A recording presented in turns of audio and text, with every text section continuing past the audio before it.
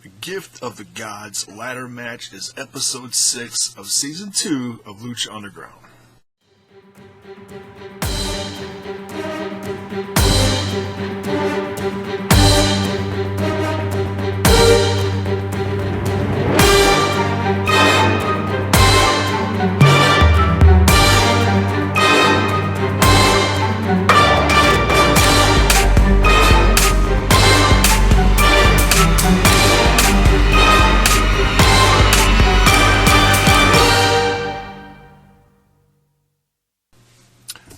Episode 6, let's get into the review. It starts out with a clip that we saw a little snippet of in the season 2 trailer, and we keep getting these little bits and pieces that are starting to get put together that we start to understand the trailer, be like, oh, that was from this, or this was from that, and so it starts out with Mil Muertes, and he's sitting in front of that shrine, and Katrina and him are talking, and Mil is pissed. It seems like he's either pissed because he's injured, or pissed because Katrina won't let him fight who he wants to fight. So you think that Mil is the champ, so you think he's like the boss, but it seems like Katrina actually has a lot more control over him than we've been led to believe. She's not just a valet. She doesn't, she holds that stone up. It really does control them to a certain point between Mil and the Disciples of Death, and you can see that there's the start of like a power struggle between these two. So that is, you can tell the friction in this first little promo is really interesting, and because Mil wants revenge on both Puma and Pentagon Jr. And so he's got her up, and he's choking her out, and she's just looking. She's not struggling. She's just looking down at him like, whatever. It's like she's got this look on her face like, I'm not your bitch, you're my bitch, And then lights flicker, poof again, just like it's been happening all season. I love it.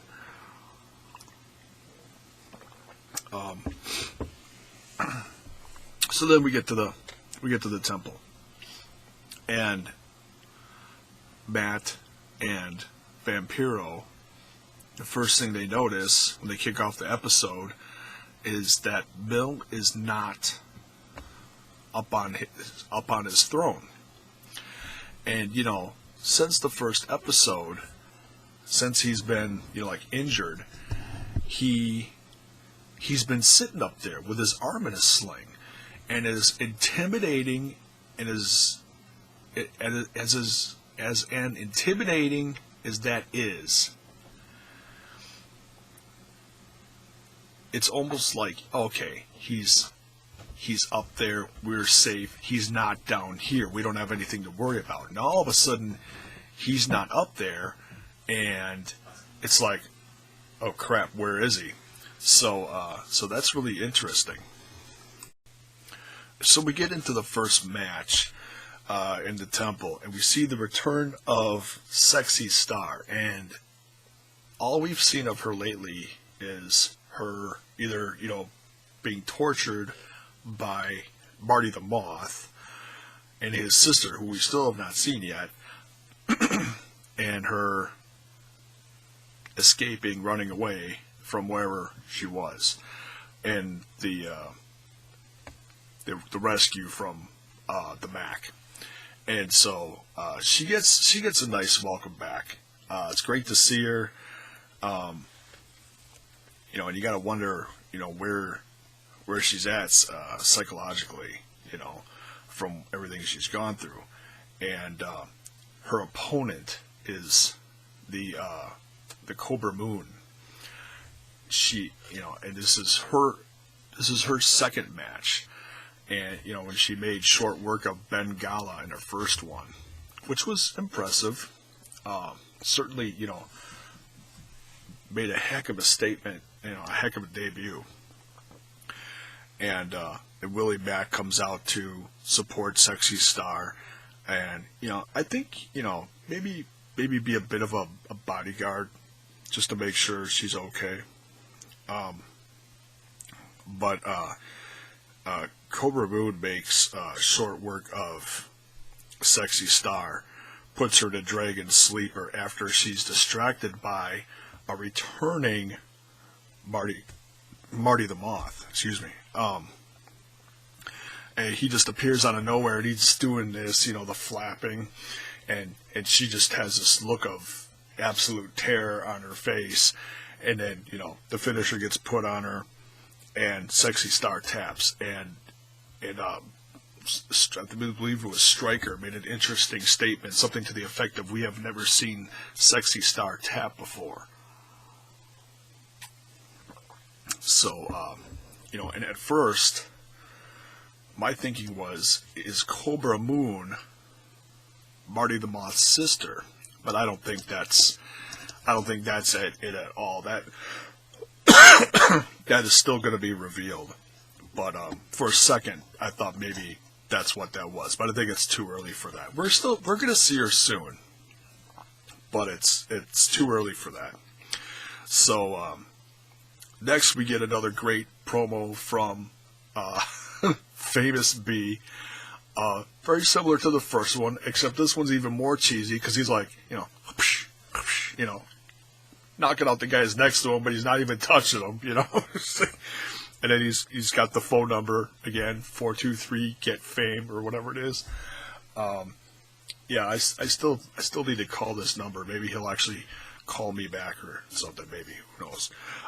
Great promo though. I love this character. We'll see who contacts him and who wants to become famous. So great stuff. I love it. And this goes right into like it was being watched on a TV. Rey Mysterio turns off the TV, and as Tekka is like, he's like, "Hey, I was watching that," and Rey Mysterio's like, "We don't have time for this," and he's like, "You've got preparing to do," and whatever he says, and he's like, "For what?" Rey Mysterio, after sparring for a little bit, says, "Your destiny." And it was a great little segment, don't get me wrong, but, whenever I hear stuff like anything involving destiny, I think back to the old Back to the Future movie where George McFly was trying to get a date with Marty's mom, and he says, "I'm your density, I mean your destiny." And when Rey Mysterio said destiny, I heard density or whatever it is. Yeah, I know it's an age thing. You won't.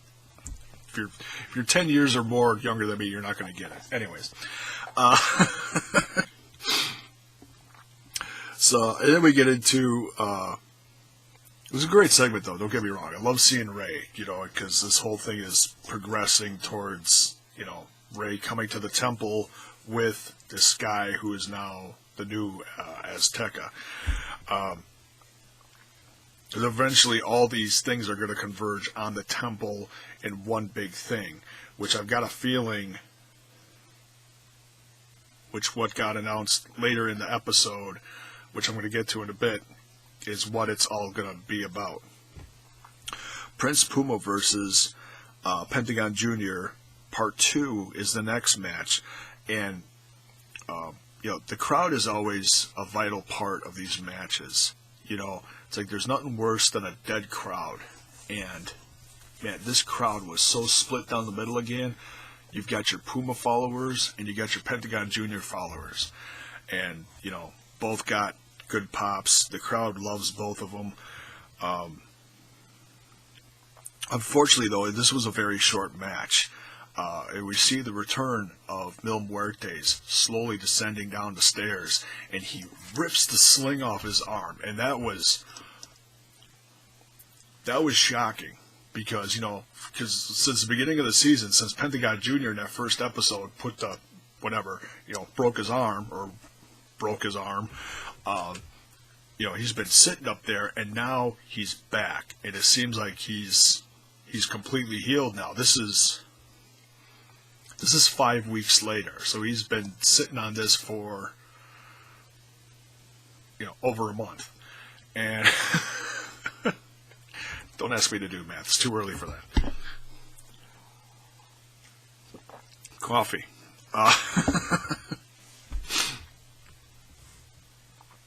So Mil comes in. The match is thrown out. He attacks both of them and ends up giving him both a flatliner, like a double flatliner. He has them both up and drops back. Wham! Oh, it's so great to see. I mean, don't get me wrong. Seeing Mil Muertes sit up on high was very intimidating. The lighting on him was great. But then after a while, it's like, okay, you want your champ to be back. It almost had that, obviously not time-wise, not even close, but, almost started to have that little feel like when Brock Lesnar was champ and then, took off for a while and you didn't see him forever. Almost. Not really even, but, it's like, Mil's champ, you want to see him out there, you want to see him destroying people, even if it is a jobber or something, just to put forth that heel move even more. But, then we get to a segment where another part of that trailer, we see Mil and Katrina walking down the hallway.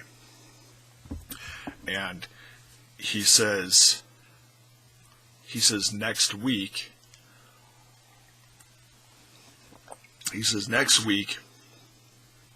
I will defend my championship against both those guys, and nothing is going to stop me. So, I hope we see that. But the look on Katrina's face after that scene says something completely different.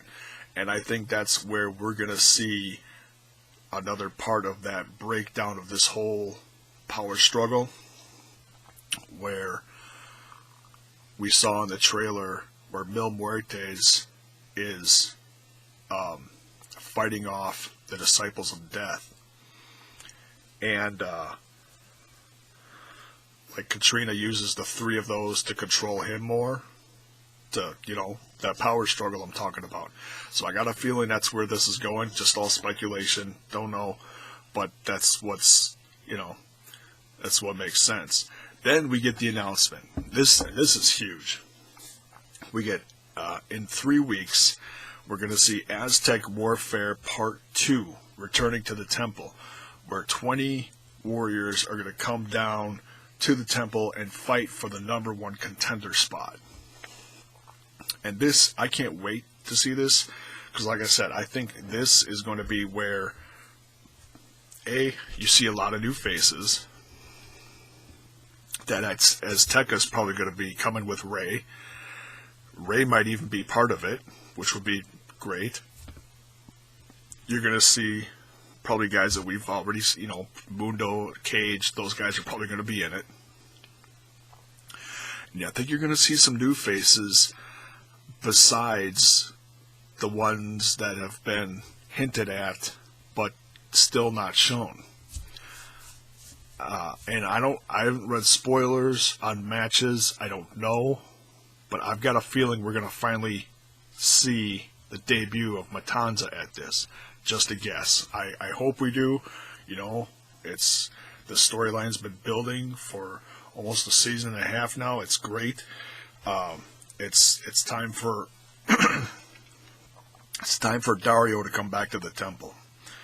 And then things are really going to get interesting between the power struggle in the temple and the Officer Joey Ryan and Officer Reyes, trying to bring in Dario Cueto for whatever, So this is all slowly bubbling up, and I think it's going to come to a head within the next few weeks or so. It should be good. And the Gift of the Gods Championship, the ladder match, the main event between Phoenix and King Cuerno. This match was just ridiculous. Phoenix went through, they both, don't get me wrong, they both went through hell in this match. But man, this is not your typical ladder match, man. First of all, these ladders look rickety as hell, like they've already been through 100 ladder matches. They're dirty, they're nasty, they're wobbly. Like, they got them out of, some guy's garage down the block. Be like, hey, we need your ladders. They're not the mega clean, brand new, shiny ones that the WWE uses or whatever. So this, it just adds to that atmosphere of the temple, like, oh yeah, we'll just use this.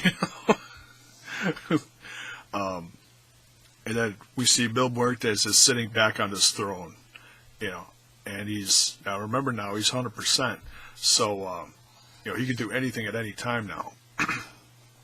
And a good first half of this is all King Cuerno offense, and then we see Phoenix start to make a comeback slowly with different moves here and there. But man, Phoenix, geez, at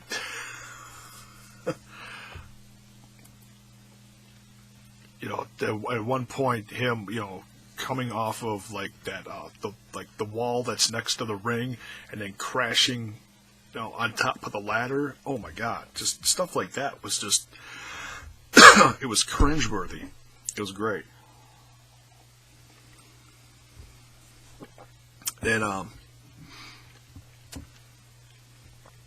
we see only one table used in this, which is interesting. Usually in a ladder match, you see a lot more stuff used, but once again, they made this unique. They really stuck to the ladders, except for the last move where Phoenix put Cuerno through a table, and then Phoenix climbed to the top and got his Gift of the Gods championship. And as he's sitting on top of the ladder, he's staring across the way to the the other side where Mil Muertes is. And he's standing there, and they're both staring a hole through each other, and that's where the episode ends. So man, a lot of things happening, a lot of things coming, and this season rolls on, and so far got nothing but good to say about it. It's been great. So that's it for this one.